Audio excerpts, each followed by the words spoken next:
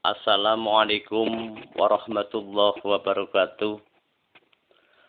A'udzu billahi minasyaitonir rajim. Bismillahirrahmanirrahim. Alhamdulillahirabbil alamin. Wassalatu wassalamu alal habibil azim Sayyidina Muhammadinil hadi ila siratal mustaqim. Alhamdulillah, segala puja dan puji syukur kepada Allah Subhanahu wa taala yang telah memberikan nikmat kepada kita semua, nikmat kesehatan, nikmat iman dan Islam kepada Allah Ta'ala, dan kepada junjungan kita Nabi Agung Muhammad SAW. Para pemirsa Jamani yang dirahmati Allah Ta'ala, yang selalu dimuliakan di dalam kehidupan, yang selalu dikuatkan iman dan Islamnya, yang selalu hidup mendapatkan kehidupan di dalam keberkahannya. Mudah-mudahan yang hadir di channel Jamani, mudah-mudahan mendapatkan yaitu rezeki yang banyak, keluarganya yang berkah, sakinah, mawaddah, warahmah. Kali ini Jamani hadir sebagaimana biasa, yaitu menerangkan suatu sejarah. Untuk itu, sebelum dimulai, saya mengingat sebagaimana sejarah di dalam kehidupan. Sebab manusia itu tidak langsung besar, diawali dari kecil. Dikala kecil, di dalam semua keluarga itu pasti akan mendidik anaknya untuk thalabil ilmi, untuk mencari ilmu. Ada yang mencari ilmu melalui sekolah, ada yang melalui yaitu madrasah diniyah atau pondok pesantren atau TPQ. Intinya semua orang tua pasti kepada anak-anaknya dari kecil untuk thalabil ilmi. Dikala thalabil ilmi atau cari ilmu, kadangkala yang diingat itu yang dari awal. Yang dari awal sebagaimana saya pribadi mengingat apa tradisi, yaitu tradisi Jawa. Tradisi Jawa. Di Jawa itu di sekolah kadang diajarkan yaitu bahasa Jawa. Ada bahasa Jawa. Di dalam bahasa tersebut ada suatu yaitu kata-kata mutiara di Jawa yang sangat indah, yaitu ajining diri sokolati, ajining saliro soko busono. Kata-kata tersebut, kata-kata Jawa, kata-kata orang dulu itu memang sangat-sangatlah indah, syair Jawa. Ajining sokolati itu artinya, ini menurut saya kalau tidak salah,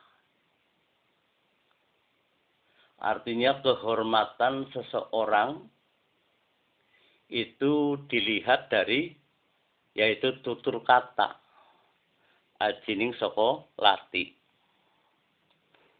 Maka tutur kata seseorang itu sangatlah penting Karena orang itu kadang melihat dari sosok awal, yaitu tutur kata. Sebab kalau sudah bicara tutur kata atau lisan, semua permasalahan itu di dunia ini terjadi suatu masalah, bisa terjadi dari lisan, dari tutur kata. Bisa jadi masalah juga dari tutur kata. Maka yang namanya tutur kata, kita harus hati-hati. Lebih-lebih, sebagaimana sekarang zaman katanya canggih melalui media sosial, dilihat orang dari manapun, dilihat orang sedunia. Maka hati-hati di dalam, yaitu tutur kata. Diajarkan sebagaimana dulu, itu permasalahan lisan, tutur kata, itu disuruh supaya kita manusia bisa berharga apabila kita mempunyai tutur kata yang lemah lembut, sopan santun. Ya intinya di dalam mengeluarkan suatu kata, memakai kata yang akhlakul karimah. Itu kunci pokok. Kunci pokok di dalam kehidupan. Kalau masalah tutur kata ini dipertanggungjawabkan, bukan di dunia aja, tapi di akhirat pun dipertanggungjawabkan. Apabila kita biasa tutur kata yang baik, maka dikala kita di alam kubur, ditanya oleh malaikat, maka kita akan bisa menjawab dengan pembicaraan yang baik. Tetapi sebaliknya, apabila kita berbicara yang buruk di alam kubur, maka akan kelihatan pembicaraan kita, keburukan kita di saat di dunia. Itu ajining diri soko lati. Terus lagi ajining diri soko, tadi ajining diri soko lati, ajining diri soko busono. Ajining diri saka lati, ajining salira saka busana, ajining salira saka busana. Yaitu permasalahan busana, berarti kehormatan seseorang itu bisa dilihat, yaitu cara berpakaian. Berarti cara berpakaian itu termasuk menghormati seseorang, dalam arti menghormati seseorang. Kalau menghormati seseorang berarti menghormati diri kita sendiri. Dan orang harus bisa meletakkan sesuatu. Bukan berarti pakaian itu harus pakaian yang baik, yang bagus, yang baru, itu tidak. Tapi berpakaian yang sopan. Sebagaimana kita mau ke tempatnya Pak Camat atau Pak Bupati atau yang lainnya. Kita tidak pakai baju. Pasti kita dikira malah orang gimana malah. Maka kita tidak menghormati diri kita sendiri.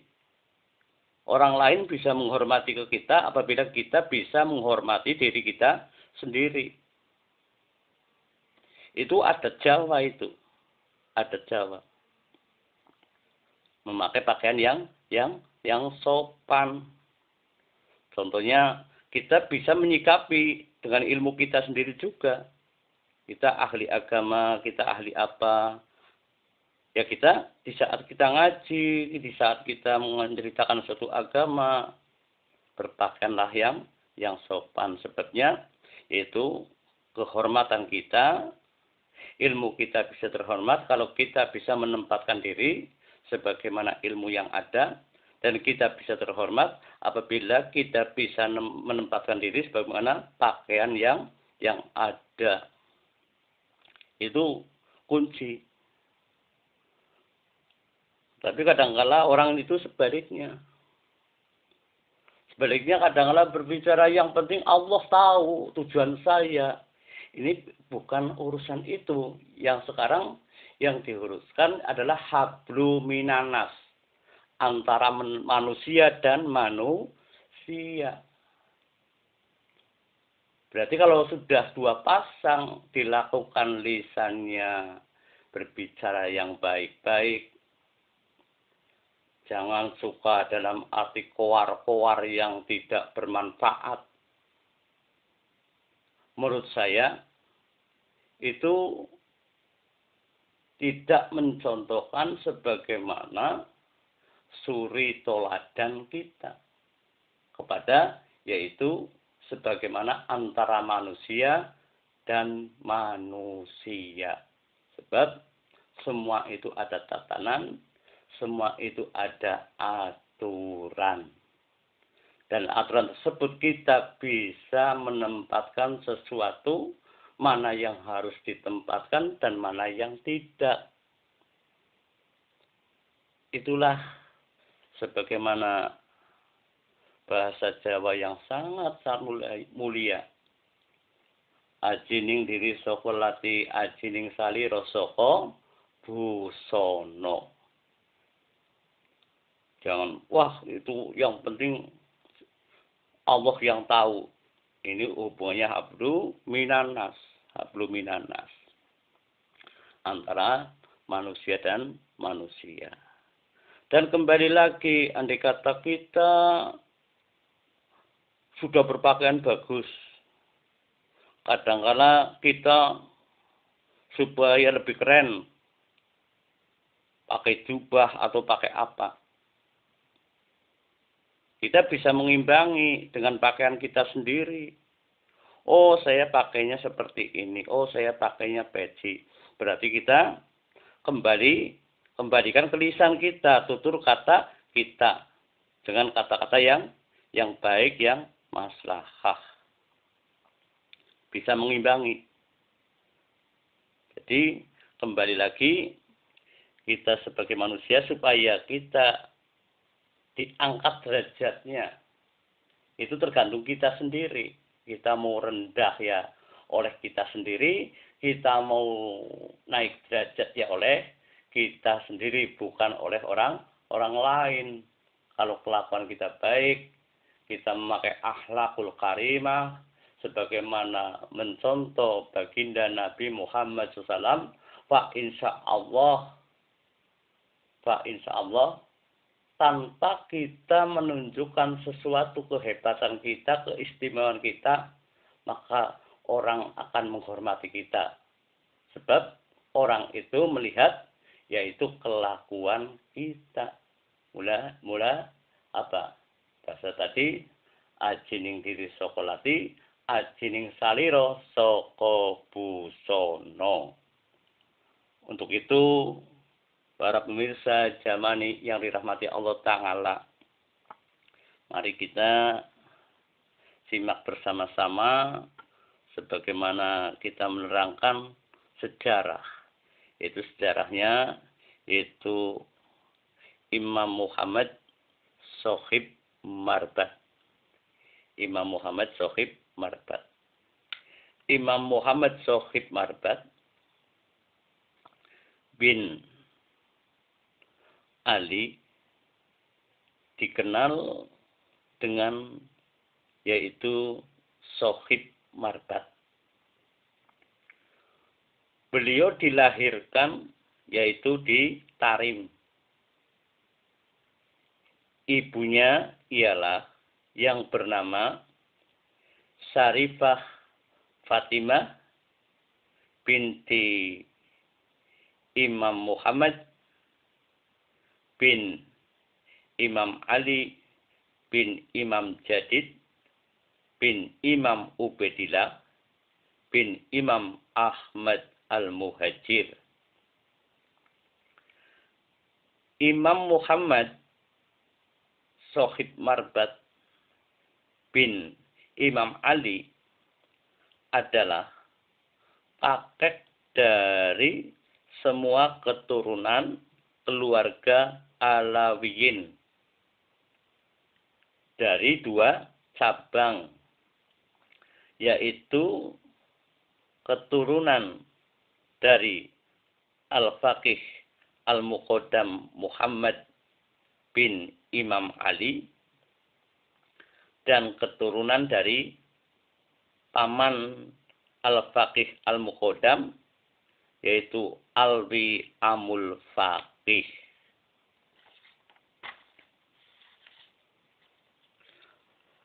Imam Muhammad Sohib Marbat, Imam Muhammad Sohib Marbat bin Imam Ali belajar kepada ayahnya dan beberapa ulama besar di Hadramut, Yaman, Mekah, dan Madinah. Beliau juga hafal Al-Quranul Karim dan beliau seorang yang alim, banyak beribadah, mengerjakan amal kebajikan, berkhidmat untuk lingkungannya, dan menguasai berbagai yaitu cabang ilmu. Beliau banyak mencetak yaitu ulama-ulama besar. Di antaranya yaitu Syekh Sa'ad bin Ali Al-Jufari, Syekh Ali bin Abdullah Al-Jufari, Syekh Salim Bafadzol, Syekh Ali bin Ahmad Bamarwan, Al-Qadi Ahmad bin Muhammad Ba'isa, Syekh Ali bin Muhammad Al-Khatib, Syekh Muhammad bin Ali Taj Arifin. Keempat anak beliau dan lainnya. Imam Muhammad bin Ali tinggal di Tarim dan sering bepergian beliau yaitu ke beberapa daerah. Beliau adalah seorang yang dermawan, mempunyai rasa kasih sayang kepada sesama. Rasa kasih sayang kepada sesama dan peduli terhadap lingkungannya. Sampai-sampai beliau menginfakkan rumahnya yang berjumlah 70 rumah. Berarti beliau mempunyai sifat dermawan dan sifat sosial kemasyarakatan. Ini penting ditiru bagi kita semua, sebagaimana saling tolong-menolong antar sesama. Dari Tarim, beliau pindah ke Jufar. Kepindahannya ke Jufar kemungkinan disebabkan karena sampainya berita tentang yaitu kaum Khawarij, yaitu di Gaza yang dipimpin oleh Utsman bin Ali Al-Zandi Al-Takriti yang haus akan yaitu kekuasaan, yang haus akan darah, dan suka membunuh yaitu para ulama dan para fuqaha di saat itu. Di antara ulama Tarim Yang dibunuh adalah dua bersaudara yang bernama yaitu Ahmad dan Yahya ibnu Salim bin Abi Akdar. Terbunuhnya mereka karena keduanya menganut yaitu paham ahli sunnah wal jamaah. Jufar adalah daerah yang terletak di sebelah timur Hadramut, yaitu Jufar Lama. Dan terdapat pula Jufar Habuzi, di mana nama kota tersebut dinisbatkan kepada yaitu Ahmad bin Muhammad al-Habuzi yang mendiami Jufar baru. Di Yaman selain Jufar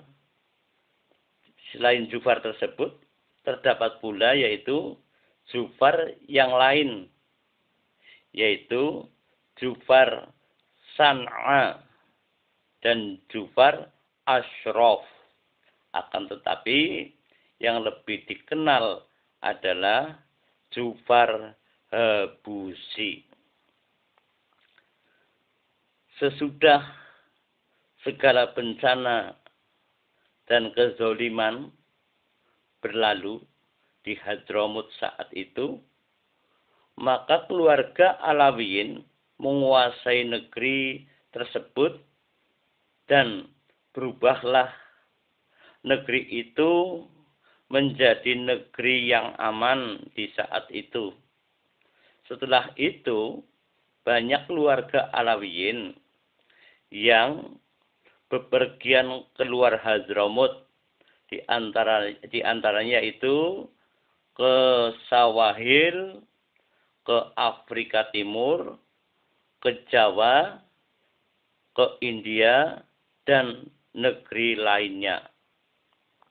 Inilah kisah sebagaimana cerita, yaitu cerita dari perjalanan, yaitu dari keluarga Alawiyin, yaitu yang bernama Muhammad Sohib Marbat. Inilah sejarah yang bisa sebagaimana kita tiru, yaitu dengan kebaikan-kebaikan beliau.